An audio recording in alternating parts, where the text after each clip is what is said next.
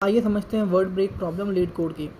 तो बेसिकली एक स्ट्रिंग हमें गिवन है और हमें ट्रू रिटर्न करना है उसी कंडीशन में।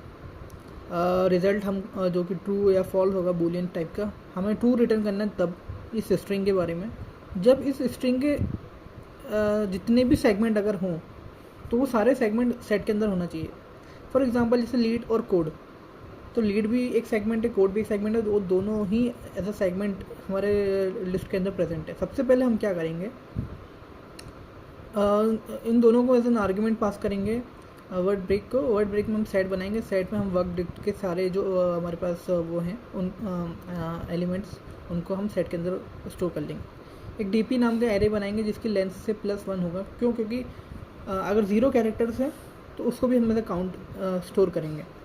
डीपी ऑफ 0 को ट्रू हम रिटर्न करेंगे क्योंकि हमारा एक एम्प्टी स्ट्रिंग भी एक वैलिड स्ट्रिंग है, ठीक है, क्योंकि उसके अलावा जो स्ट्रिंग है वो हमारा मेन स्ट्रिंग है, तो भी एक वैलिड कंडीशन है।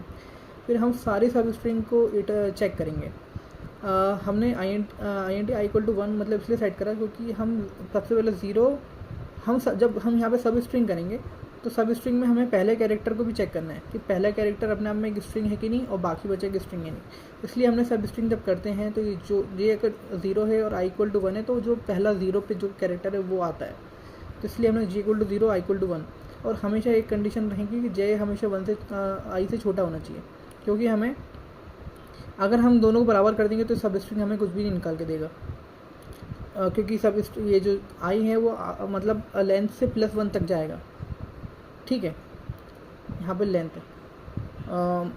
सो यहाँ पे ये सबसे इम्पॉर्टेंट कंडीशन है।